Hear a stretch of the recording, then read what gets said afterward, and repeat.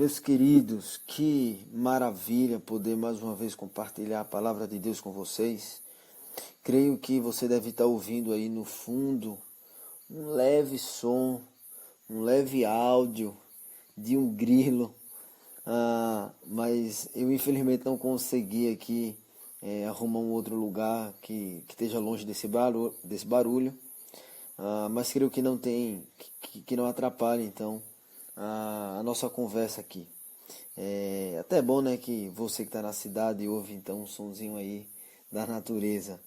Bem, meus queridos, quero mais uma vez dizer da alegria de poder compartilhar da palavra de Deus com vocês. Deus tem falado ao meu coração profundamente nesses dias, e a cada dia que passa vai se intensificando mais ainda, né, o desejo de podermos estar juntos. Creio que, se Deus assim permitir, daqui para o final do mês de junho, quem sabe nós vamos poder então nos encontrar novamente, não sei se ainda poderemos, né? Creio que não, dar aquele abraço caloroso, mas poderemos pelo menos trocar olhares e risos ao vivo, né? Um de frente para o outro. Essa é a minha oração, esse é meu desejo, e espero e creio também que você possa estar junto comigo em oração, né? Orando ao Senhor para que Ele possa direcionar todas essas questões. Bem, o que eu quero meditar com você hoje se encontra lá no livro de Lucas, capítulo 2. Quero meditar com você dos versos 1 ao 7, mais especificamente o versículo 7. Então eu quero que, por gentileza, se você tiver condições, você possa abrir então a palavra de Deus e acompanhar a leitura comigo. Lucas capítulo 2, dos versos 1 ao 7, diz o seguinte: Naqueles dias foi publicado um decreto de César Augusto, convocando toda a população do império para recensear-se. O primeiro recenseamento, foi feito quando Quirino era governador da Síria. Todos iam alistar-se, cada um à sua própria cidade. José também subiu da Galiléia, da cidade de Nazaré para a Judéia, a cidade de Davi, chamada Belém, por ser ele da casa e família de Davi, a fim de alistar-se com Maria, sua esposa, que estava grávida. Estando eles ali, aconteceu completarem-se-lhe os dias, e ela, Maria, deu à luz o seu filho primogênito, enfaixou-o e o deitou numa manjedoura, porque não havia lugar para eles na hospedaria.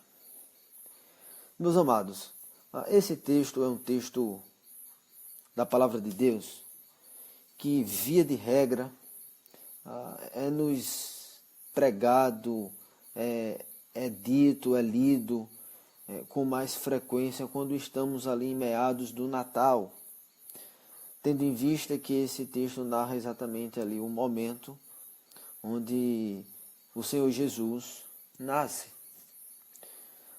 Eu quero então pensar aqui com você que, como você pode ter observado na leitura, esse texto aqui está narrando exatamente o momento onde há necessidade de José e Maria se deslocarem de onde eles estão para irem então em direção a Belém, que é a cidade de José, para que dessa forma ele possa então ir lá para marcar a presença, né, no recenseamento feito por César Augusto.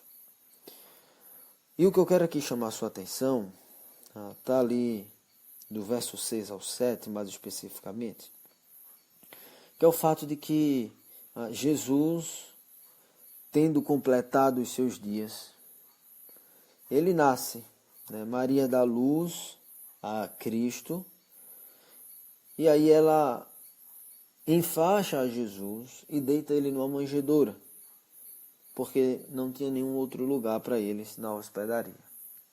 Lhes sobrou então a manjedoura, o estábulo, né? E eu queria aqui então, a partir desse texto, meus amados, trazer luz ao nosso Catecismo Maior de Westminster.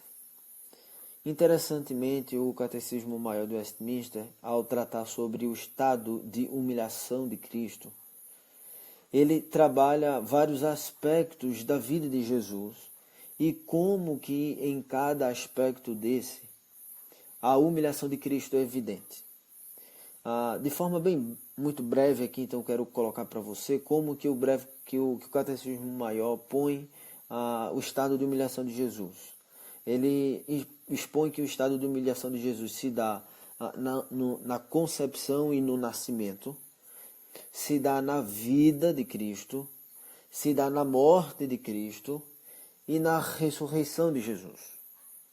Esses são os momentos onde, de forma muito peculiar, de forma muito específica, cada tempo da vida de Cristo tem como característica uma humilhação ligada então a Ele. Porque nós bem sabemos que o nosso Senhor precisou se humilhar para vir então à Terra. E o que eu quero então pensar com você aqui é como o Senhor Jesus se humilha no nascimento. Jesus, que é o Rei dos Reis, que é o Senhor dos Senhores. Aquele que é o Verbo, que estava no princípio com Deus e que era Deus, e por meio dele todas as coisas foram feitas. A esse Jesus que todo o Antigo Testamento alude em todas as suas práticas, que é o Filho de Deus, a raiz de Davi. Jesus Cristo, o Senhor e controlador de todas as coisas. Aquele a qual todo o universo existe por meio dele, sendo ele o Logos, o princípio de todas as coisas. Aquele que traz significado às coisas, à vida, à realidade, e esse é Cristo. Aquele que traz salvação ao homem, aquele que traz salvação a mim, a você, aquele que vive uma vida perfeita para que essa vida possa então ser colocada na nossa conta. A esse Rei e a esse Deus é que Maria enfaixa e o deita numa manjedoura, no estábulo, um lugar extremamente simples, um lugar extremamente limitado, sem muitos apetrechos, sem muitos suportes, um lugar apenas possível de se dar à luz. Jesus vem ao mundo, meus queridos, por meio de um momento singular, um momento simples. Ele nasce num contexto que aos nossos olhos é um contexto de humilhação. Ele não tem dignidade nem de nascer num quarto, numa hospedaria.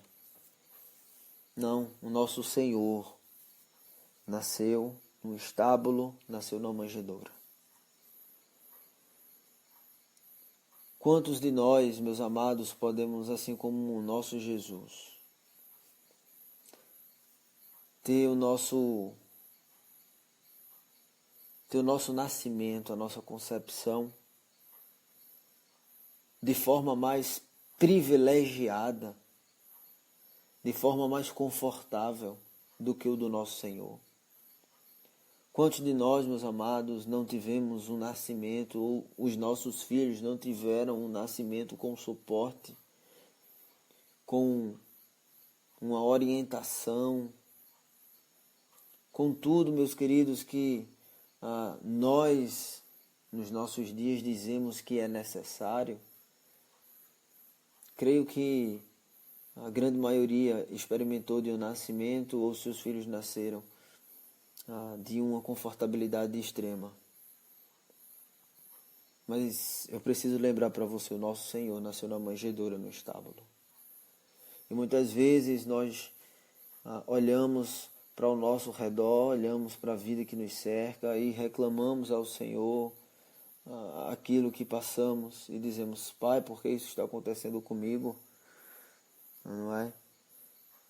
E deixa eu dizer para você, aquele que é puro, que é santo, que não tem mácula, que é imaculado, esse nasceu na manjedoura, no estábulo, na simplicidade.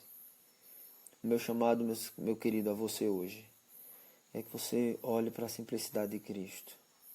Olhe para o estábulo de Jesus, que sendo o Rei de todas as coisas, do mundo, do universo, aquele que quebrou e rompeu a morte e ressuscitou ao terceiro dia. E esse Jesus nasceu de forma humilde e simples, porque eu e você requereríamos do Senhor mais do que Ele nos dá. Nós não temos, meus queridos, não temos diante de Deus nada a requerer. O que nós temos diante de Deus é apenas um coração grato àquilo que Ele já nos deu. Portanto, o meu chamado para você hoje é: humilhe-se diante do Senhor, assim como Cristo fez. No entanto, há uma grande diferença entre você e Cristo. Cristo de fato se humilhou porque Ele tinha um outro estado de glória. Mas eu e você, meus amados, não nos humilhamos mais do que já somos. Nós simplesmente reconhecemos a humilhação que já nos é dada. Então deixa eu dizer para você, reconheça, meu querido, assim como eu, o estado de humilhação que nós vivemos. O estado de humilhação pecaminosa que nós fomos concebidos, embora estivéssemos todo cheio de apetrechos e confortabilidade no nosso nascimento. Mas diferentemente do nosso Senhor, nós nascemos com o coração rebelde. Mas ainda assim o Senhor nos alcançou. Em nome de Jesus. Olhe para Cristo, olhe para a humildade do Senhor e siga o exemplo do Mestre, para que dessa forma você glorifique o nome de Deus. Que Deus abençoe você, meu querido, em nome de Jesus. Amém.